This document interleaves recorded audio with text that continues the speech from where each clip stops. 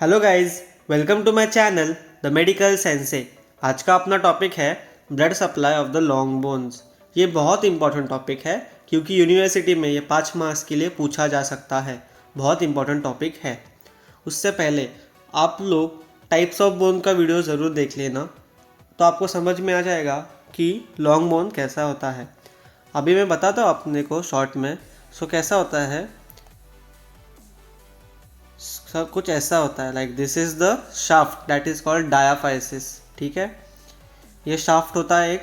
फिर यहाँ पे ऐसा मेटाफाइसिस होते हैं दोनों साइड पे, एंड उसके बाद ये वाला जो पार्ट है दैट इज एपीफाइसिस। ये दोनों एपीफाइसिस, ये डायाफाइसिस, और दोनों के बीच में होगा अपना मेटाफाइसिस, ये याद रखना। एंड अभी जो ये शाफ्ट है ना, उसमें कहीं पे तो न्यूट्रिएंट फोरामेन होगा। ठीक है, जहाँ से न्यूट्रिएंट आर्टरी एंटर करेगी। ये याद रखना बस, ये स्ट्रक्चर। ठीक है, अभी जो ब्लड सप्लाई है ना लॉन्ग बोन का, इट इज़ डिराइव्ड फ्रॉम, सबसे फर्स्ट इज न्यूट्रिएंट आर्टरी। ये शाफ्ट में एंटर करती है through the nutrient foramen, obliquely जाती है and divides into ascending and descending branches in the medullary cavity. Shaft है, अंदर घुसी, ऊपर और नीचे, ऐसे दो असेंडिंग एंड डिसेंडिंग ब्रांचेस देगी ये, समझा। फिर आगे जो है ब्रांचेस है ना, असेंडिंग एंड जो डिसेंडिंग है। ठीक है, तो ये आगे जाके डिवाइड हो जाएंगी पैरेलल ऐसे ब्रांचेस में, समझा। Each branch divides into number of small parallel channels, जो कि टर्मिनेट हो जाएंगे मेटाफाइसिस में। कहाँ पे एंड हो जाएंगे, ये मेटाफाइसिस है ना, ये वाला पार्ट, वहाँ पे जाके एंड हो जाएंगे। कैसे एंड होंगे, एनास्टोमोसिस करेंगे किसके साथ, एपीफाइसियल, मेटाफाइसियल एंड पेरियोस्टियल आर्टरीज जो बाकी के हैं उनके साथ एनास्टोमोसिस करके एंड हो जाएंगे। देन जो न्यूट्रिएंट आर्टरी आपने देखी, वो क्या सप्लाई करती है, पूरा medullary cavity, inner 2/3 of the cortex and the metaphysis. ये याद रखना। अभी ये पॉइंट है अपने को पता होना चाहिए।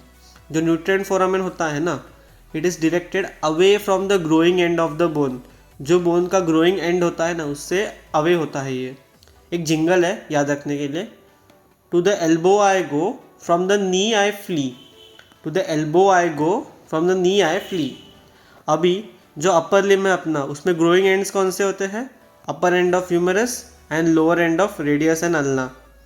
सो जो न्यूट्रिएंट फोरामेन होगा इनसे दूर होगा।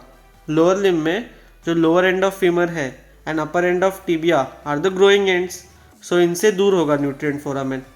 ठीक है, समझा अपने को। नेक्स्ट आते हैं पेरीऑस्टियल आर्टरीज। ये बहुत सारे होते हैं, न्यूमेरस होते हैं। Beneath the muscular and ligamentous attachment, जो मसल्स और लिगामेंट्स अटैच होते हैं ना बोन को, उनके यहाँ पे प्रेजेंट होते हैं। ठीक है, वो रैमिफाई करते हैं beneath the periosteum and Volkmann's canal enter करते हैं to supply outer 1/3 of the cortex. So outer 1/3 of the cortex को ये सप्लाई करते हैं, समझा। देन आते हैं एपीफाइसियल आर्टरीज। ये जो होते हैं ना, दे आर डिराइव्ड फ्रॉम, बहुत इंपॉर्टेंट है, they are derived from periarticular vascular arcades. Periarticular vascular arcades, उनका दूसरा नाम है सर्कुलस वैस्कुलोसस। सर्कुलस वैस्कुलोसस। अभी ये फाउंड होते हैं on non articular bony surfaces, समझा। Out of numerous vascular foramina in the region, जो कुछ ही होते हैं admit the arteries like epiphyseal and metaphyseals, and the rest are the venous exits. जो भी फोरामेन्स है ना इनके एंड में, वो मेनली कम आर्टरीज को आने देते हैं, वेनस ड्रेनेज ज़्यादा है। ये पॉइंट समझा ना। देर आता है number and size of the foramina give an idea of the relative vascularity of the two ends of the long bone. कितने ज़्यादा फोरामिना है, क्या साइज है उन फोरामिना की, उस पर वैस्कुलरिटी डिपेंड करती है। देन आते हैं अपने मेटाफाइसियल आर्टरीज। ये जो होते हैं ना, they are derived from neighbouring systemic vessels. कैसे, नेबरिंग सिस्टमिक वेसल्स। ये क्या पास करते हैं, directly into the metaphysis and reinforce the metaphyseal branches from the primary nutrient artery. बोला था ना, न्यूट्रिएंट आर्टरी के साथ कौन एनास्टोमोसिस करता है मेटाफाइसिस में? सो ये वाले याद है ना, आते हैं अंदर, असेंडिंग डिसेंडिंग देते हैं, फिर वो मेडुला में जाता है, मेडुलरी कैविटी को सप्लाई करता है, ब्रांचेस देते हैं, वो सभी ब्रांचेस मेटाफाइसिस में जाके एंड होते हैं bye anastomosing with this मेटाफाइसियल arteries, जो कि नेबरिंग सिस्टमिक वेसल से डिराइड होते हैं। अभी क्लिनिकल फीचर्स देखते हैं।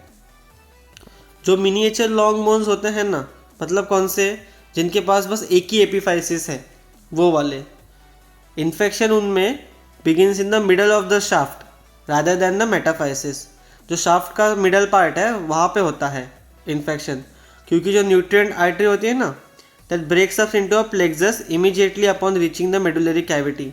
सो मेडुलरी कैविटी में चली गई एंड प्लेक्सस में ब्रेकअप हो जाती है, इसलिए वहाँ पे इन्फेक्शन ज़्यादा होते हैं।